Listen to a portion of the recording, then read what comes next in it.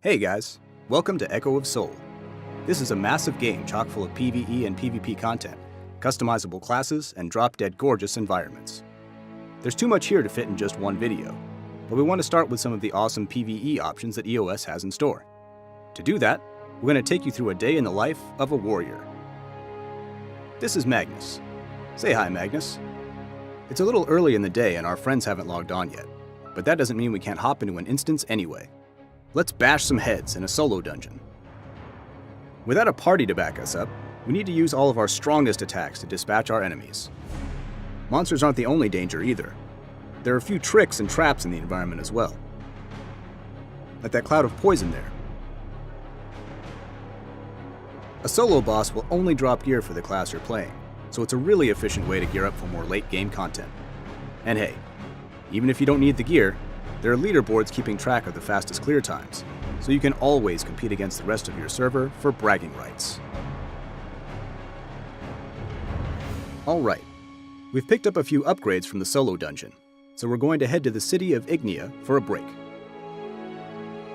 Ignia is sprawling and picturesque, as a capital city should be. It's vast enough that there are even airships to provide shortcuts between districts. Once you've had a look around, you can spend some time chatting with fellow players and finding your next quest. There are over 1,600 quests in the game, so you'll be busy for quite a while. The city is also a great place to buy and forge new gear. Let's take the opportunity to deck Magnus out with some of his new armor. Ignia also happens to be the best place to find other players, and hook up with your guildmates for party quests. Our friends have logged on and they're ready to rock. We're suckers for variety, so we're bringing the whole range of classes to this party. The Rogue, the Archer, the Guardian, the Sorceress,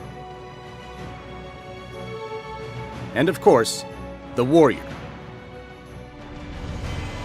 Okay, let's make tracks for a party dungeon. I know we're all in this for loot, glory, and more loot, but why not take some time to enjoy the sights? With almost 60 unique maps, there's no shortage of amazing views. Here we are. This is the Lost Crypt. As you might expect, you'll find a horde of monsters in here, but Echo of Soul's unique approach to combat means you'll be tackling them in new ways. There is no dedicated healer, so the entire party has to coordinate their defensive and support skills to stay alive. When you add this element of cooperative survival into the mix, even tried and true boss strategies will keep you on your toes. We also have the opportunity to switch specializations outside of combat. With all of the different possible party compositions, every run is sure to be a new and challenging experience. As a warrior, Magnus can either tank or go for sustained melee damage. The Archer, on the other hand, can inflict maximum damage at range or buff the party in a support role. Great job, guys! Well, what are you waiting for? Check out that sweet loot. Go ahead and celebrate. You've earned it. Even after all that, there's still plenty of content we haven't hit yet.